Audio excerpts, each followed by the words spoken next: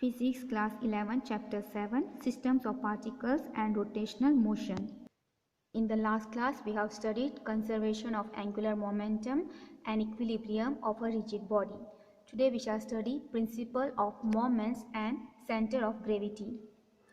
If a body is subjected to anticlockwise and clockwise torque and is under mechanical equilibrium, then anticlockwise torque equal to clockwise torque is called the principle of moment. So this is a statement of principle of moments, that you have got a body which is subjected to clockwise and anticlockwise torque and it is in equilibrium, mechanical equilibrium. Then the anticlockwise torque will be equal to clockwise torque. That is called your principle of moments. Now there are many devices and instruments which work on the principle of moments. The simple example you can think of a lever. Now what is a lever? If you go to a children's park, you can see seesaw. Okay, so seesaw is the example of a lever. It works on principle of moments. So that is simple example of the use of principle of moment is the seesaw, okay, or a lever. An ideal lever is a light rod pivoted at a point along its length. This point is called fulcrum. Now in this figure you can see this is a rod AB. It is pivoted. It is fixed at the point O. Okay, and this point we call it as a fulcrum. Okay, so this is a fulcrum. This is a rod, and this is like a lever. Okay, two forces F1 and F2 parallel to each other, perpendicular to the lever, act on lever at distances d1 and d2 from the fulcrum. Now in this figure you can see there are two forces F1 and F2. They are parallel to each other, plus they are perpendicular to the rod AB. Right? The rod is like this and the forces are like this. So this angle is 90 degrees. That means the forces F1 and F2 are perpendicular to the rod. Plus the distance of the force F1 from the fulcrum, that is from here, is d1, and F2, the distance of force F2 from the fulcrum is d2. Okay, so d1 and d2 are the distances of force F1 and F2 from the fulcrum. The lever is a system in mechanical equilibrium. Now we consider that this is we know that actually lever is a system in mechanical equilibrium. Okay, it is in a mechanical equilibrium. Let vector R be reaction of the support at fulcrum. R is directed opposite to the forces F1 and F2. Now here you are pivoting, right? So there is a support over here. That means this support will give you a reaction force. That reaction force is upward given by this vector R. Now this vector R will be opposite to the force F1 and F2. Okay, and now we know that the system of lever is mechanical equilibrium. If it is mechanical equilibrium, that means it is translational equilibrium as well as rotational equilibrium. For translational equilibrium, R minus F1 minus F2 equal to 0, coordinate equation 1. Now you can see this rod AB is neither moving upward nor moving downward, right? That means it is translational equilibrium. Why it is translational equilibrium? If it is translational equilibrium, means the vector sum of all the forces will be 0. So here there are three forces. One is F1, F2 and R. Now R is upward, we'll take it positive. F1 and F2 are downward, so take it negative. So R minus F1 minus F2 equal to 0. Or you can just say that R equal to F1 plus F2. Okay, both the ways you can say. So here this vector R is balancing the two forces F1 F2. Therefore it is in a translational equilibrium. Again, it has to be also in a rotational equilibrium. For that we take moments above the fulcrum. So moment above the fulcrum is given by this d1 into F1 and equal to d2 into F2. Okay, that is the moment of that is the moment here. Okay, the d1 F1 equal to d2 F2. Okay, now we have to write this in using the sign convention. So we have got a sign convention. Anti-clockwise moment we take positive and clockwise moment we take negative. Okay, so here this F1 force is anti-clockwise, right? It is anti-clockwise, so we will take F1 as positive and F2 will take as a negative. Okay, because it is clockwise. This is clockwise force is taken, not force, moment. Okay, clockwise moment we take as the negative, and anti-clockwise this force moment will take as the positive. Okay, so anti-clockwise is positive and clockwise is negative. So using that we can say that since it is in rotational equilibrium, therefore d1 F1 minus d2 F2 equal to 0. The vector sum of the torque will be 0, right? So here this the vector sum of the torque, that is this one d1 and f1 and d2 and f2. Okay, so this is positive, this is negative, this is anti-clockwise, this is clockwise. So this is positive, this is negative. So we can say d1 f1 minus d2 f2 equal to 0. Quite equation number 2. For force f1 is some weight to be lifted. That's why it is called load. Now the force f1 you are applying, right? So that is the force f1 is some weight to be lifted. Therefore we'll call this force f1 as the load. Its distance from fulcrum d1 we call it as a load arm, and this distance d1 is called as a load arm. This is load and this is load arm. Force F2 is effort applied to lift load, therefore it is called effort, and distance d2 of the effort from fulcrum we call it as the effort arm. Now this force F2 is applied to lift some, this is force F2 is the effort. Okay, this force is the effort, so we call it as the effort. This force F2 is the effort, and this distance from the fulcrum of the force you call it as a effort arm. So this from d2 is effort arm, this is load arm, this is load force, and this is effort. Okay, so these are the terminologies used for f1, f2, d1 and d2 from equation number 2. Okay, so we come back to here, and if you transfer d2 f2 this side, which is negative, when you transfer it becomes positive. So here I can write d1 f1 equal to d2 f2. Now we'll write the names which we have given already, right? So d1 will be load arm into f1 is load equal to d2 is effort arm into f2 is effort. Okay, now the ratio, if I transfer f2 over here and d1 over here, then you get the ratio f1 by f2. The ratio f1 by f2 is called mechanical advantage MA, and when you take this ratio it is called mechanical advantage MA. Okay, so we can say from here mechanical advantage MA equal to f1 by f2 equal to d2 by d1, right? So from this relation we can say that if d2 is very greater than d1, so d2 is greater than d1, this value is higher than d1, then MA greater than 1. If this is higher than d1, then this when you simplify, this value will be greater than 1. That means MA is greater than 1. What does this mean? That means a small effort can be used to lift a large load, and this will be useful. If you apply little effort, then you can lift a large load, okay, which will be very useful. Okay, so that is a mechanical advantage. Okay, looking at this we can find that how much value of d2 and d1 will help you to lessen your work. Okay, lessen your effort or minimize your effort. Next we have got center of gravity. If vector Ri is the position vector of the ith particle of an extended body with respect to its center of gravity. Now suppose you have got any body, extended body, and if you have got any particle, ith particle, okay, and suppose that ith particle has got the position vector Ri with respect to center of gravity, then the torque about Cg means center of gravity due to the gravity on the particle is, now we will write the torque on torque about the Cg, that is center of gravity, because of the gravitational force. Okay, gravity on the particle. Okay, because of the gravity on the particle is, you know, torque is given as R cross F. F is the force. Now here because of the gravity, so the force will be gravitational force. So gravitational force F will be m into g, right? F is m into a. So here g is the acceleration due to gravity. So here R cross mig, Ri cross mig. Ri why? I suffix is because we are taking for the ith particle. So torque I equal to vector Ri cross mi vector g. This mi into g vector is your force F. Okay, the total gravitational torque is 0, and the total gravitational torque is 0 if you are taking this torque and with respect to Cg, if your particle have got the position vector Ri, then the torque, okay, due to the gravity will be 0.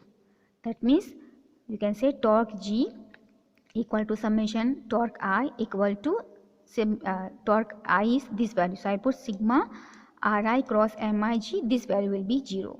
So now we can define center of gravity as center of gravity of a body is a point where the total gravitational torque on the body is 0. Okay, so if on the point where the total gravitational torque is 0, that point is called as a center of gravity.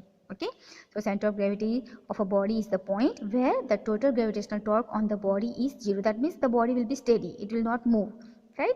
If it is equilibrium, means the total torque is 0, that means it won't be moving, it will be in steady. Now center of gravity of a body coincides with center of mass in uniform gravity or gravity free space. So if you have got uniform gravity or there is no gravity, then the center of gravity and center of mass will coincide. There is a figure. In this figure you can see that they have showed that there is a body is suspended from a fixed wall, okay, or fixed surface. It is suspended from here and it is tied at the point A. Then from A, when it is steady, you draw a straight line and get another point A1. Now the body you shift and take another point B and suspend from here. These B points take here and suspend and draw a straight line and take another point B1. Okay, the straight line you draw. Now take another point C and suspend from here. If you take suspend from here, then you will get the straight line. Draw the straight line C1. This is the point C1. Now when all these three lines, you can take many lines, and when you find the intersection point, this point G will be the point of center of gravity. Okay, so this is the way we can also find the center of gravity. In this figure you can see that there is a irregular shape of body, and this is you are just holding like a pin, or you can say like a tip of a pencil, tip of a pen. Okay, so in this point in this body you can see there are so many parts. So this you can take Mi, this here taken as M1, here is taken as M2, and on this mass M1 and M2, okay, this one is M1 and this is M2, right? So both these places there will be the gravitational attraction, or because of the weight of this part there will be the force downward, that is M1 here, M1 M2G, and here is M1G. Okay, that will be same for, there are many, if you divide this into many parts, it will have, each part will have the force downward, and you are applying this one, you can say a pencil or a pen on this tip, and you are trying to balance this surface, okay, this irregular body. If you are balancing this, that means because of this tip of the pencil, you are applying the reaction force which is upward. So this reaction force, and because of this will be downward. The total gravitational weight, because of the total weight, because of the total weight there will be the force downward. That force is mg, capital Mg. Okay, so that force mg and this reaction force will be balancing each other. Okay, and that at that point when this body is balanced, that point will be your center of gravity. Okay, so in this figure you can see that this is a body, it has got so many parts. Point if you take, this is M1G, M2G, M3G, any other, right? But you are taking a tip of a pencil or a pen, and you are trying to balance this.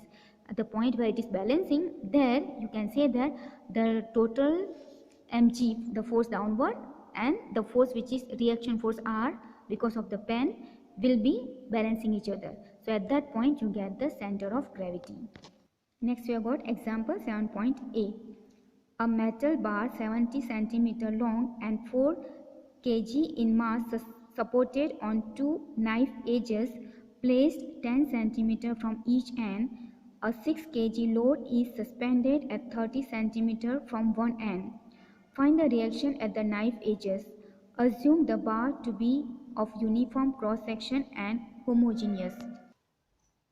Figure shows rod AB, position of the knife edges K1 and K2. Okay, so this is rod AB.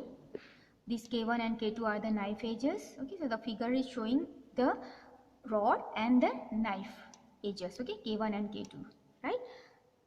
The center of gravity of the rod G, and this is the center of gravity of rod G. This point G, which is also the midpoint. Okay, so this G is the center of gravity, and suspended load W1 at point P, and here at point P we are suspending weight W1. Okay, because of this K1 there will be reaction force upward, call it R1, and because of K2 there is a upward force, reaction force, that is called R2. Okay, and this is the, because of the gravity, the center of gravity, there is a force, that is W downward. Okay, the weight of the rod W acts at center of gravity at G. equal to center of rod as it is uniform in cross section and homogeneous. Okay, they have given us that we consider that it is uniform in cross section and homogeneous, therefore the center of gravity will coincide with the center of rod. Okay, so this is midpoint of the rod AB at the point C. Okay, why we are taking? Because they have told us that this body is uniform in cross section and homogeneous, therefore G will be coinciding with the center of AB, the rod AB. Now let us write what is given in the question. You are given the length of the rod, we call it as AB equal to 70 centimeter, and since this G is a midpoint, you can say AG and BG will be half of this, that is AG equal to BG equal to 35 centimeter, half of this, because center, G is a center. AP is equal to 30 centimeter, PG equal to 5 centimeter, AP is this distance, A to P. Okay, this A to P is 30 centimeter and P to G will be, if this is total is 35, this is 30, then from P to G will be 5 centimeter. So here 5 centimeter. A K1 equal to B K2 equal to 10 centimeter. This distance A to K1 and B to K2, it is 10 centimeter. Okay, K1. K1G equal to K2G equal to 25 centimeter. And K1G and K2G, they are equal to 25 centimeter. W equal to weight of the rod given to us 4 kg and W1 equal to suspended load equal to 6 kg. Okay, so this is given. The rod has got the mass W, that is 4 kg. This W will be equal to mg actually. Okay, so if you consider the force, the W force downward and W1 force, it will be m into g. Okay, but the weight of the rod is 4 kg and suspended weight is 6 kg, so that we are calling as W1 and other one is W. R1 and R2 are the normal reaction at knife edges. Okay, so I think R1 and R2 are the reaction force at the edges, knife edges, R1, K1 and K2. For translational equilibrium, R1 plus R2 minus W1 minus W equal to 0, call it equation 1. Now this is in equilibrium. Okay, so we will write first translational equilibrium and rotational equilibrium. For translational equilibrium, this R1 and R2 are upward, so they will balance these downward forces, that is W1 and W. Okay, so we can take this upward as positive, so R1 plus R2, and this downward as negative, so W1 and W will be taken as negative. So we can say the vector sum of the forces will be 0, that is R1 plus R2 minus W1 minus W equal to 0, call equation 1. Why we can write? Because it is translational equilibrium. Okay, this given translational equilibrium. And for rotational equilibrium, we have to see the moment. So minus R1 K1G. So here R1, okay, this R1, this minus R1 K1G. So this is K1 and G. Why G? G is we are taking the distance from here. Okay, this distance from the center of gravity. So K1G, this distance K1G. Okay, and this is if you are taking this force, you can say this will be clockwise. Okay, so it is taken as the negative. So negative R1 K1G, the distance K1G, this distance. Okay, plus W1 PG. So this W1 and the distance PG. So W1 PG, and this will be in this direction, which is anti-clockwise. So I am taking as positive. And R2 K2G plus R2 K2G. This also will be in the anti-clockwise. So it will be taken as a positive R2 K2G. This distance. Okay, this distance is K2G equal to 0. Since it is in a rotational equilibrium, call it equation number 2. Now we place the numerical values, okay, in equation 1 first. So R1 plus R2 minus W1. W1 is the weight suspended, right? So you can say here it is 6. So it will be 6. Okay, just rearrange. It is this 6 is for W1 and W is 4. Okay, so W1 is this one, 6G. Why G? Because I said that the weight, this force you are considering. So W equal to, you can say M into G. So M is mass and G is the acceleration due to gravity. I have written here W is equal to mg, right? So here W1 will be 6 into G. Why? Because the suspended load is 6 kg. So 6 into G, and W will say the mass of the rod, that is 4. So 4 into G. So minus 4G minus 6G equal to 0. R1 plus R2. 4 minus 4 minus 6 is minus 10. If you transfer over here, plus 10. So 10G. Put the value of G as 9.8. 10 into 9.8 is 98 Newton. So what you have proved is R1 plus R2 equal to 98 Newton. Call equation number 3. From equation number 2, okay, from here let us place the numerical values. So you place the value here. This one minus R1 is 0.25, and not R1 is as it is, this K1G, this value, okay, K1G from here to here, this distance. The distance is we are taking as 0.725, okay, it is given centimeter, just convert into meter, so 0.75 negative. R1 we have to find, okay, so R1 to keep as it is, not given, we have to find, plus W1 as it is, and PG is the distance between P to G, okay, and we know that distance we have taken as PG as 5 centimeter. I am writing here as meter, so it is 0.05 W1 plus. Now next one is K2G, this distance, okay, K2G, this distance is also 0.25 meter, okay. K2G actually it is here 25 centimeter, I am writing as meter, so it is 0.25 R2, okay, R2 remains as it is, equal to 0. So now from these two, if you take R 0.25 common, so what you get here, R2 minus R1 equal to this value I am transferring over here, so minus 0.05 W1. This is negative, so to cancel this negative I can interchange this order. If you transfer this negative here, this becomes negative, this becomes positive, okay. You can just interchange or change the sign or multiply each term by negative.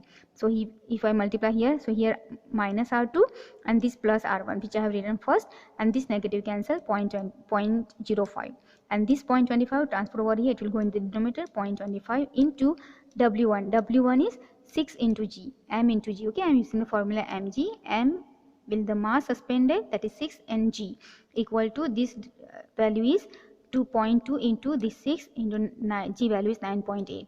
This simplification is 11.75 Newton. That means we have found R1 minus R2 is equal to 11.75 Newton, call it equation 4.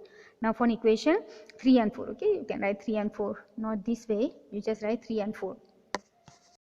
We solve equation 3 and 4. So first I'll take the equation 3, R1 plus R2 is equal to 98 and R1 minus R2 equal to 11.76. Add up, so R2 plus R2 minus cancel, R1 plus R2 is 2R1 equal to addition of these will be 109.76. 2 transfer over, cut by 2, so you get R1 value as 54.88. And now take a difference, so R1 plus R2 equal to 98 and this value is R1 minus R2 equal to 11.76. Take a difference, so I change the sign, minus plus minus, this will cancel each other, R1 plus minus R1 cancel, plus R2 is 2R2 equal to 98 minus 11.76 is 86.24. Divide by 2, so get R2 value is equal to 43.12. So what we can say is the reaction of the support are about, for first one is 55 Newton at K1 and from here 43 Newton at K2. Okay, so that is the solution for example 7.8. We'll keep this much for today. Thank you very much.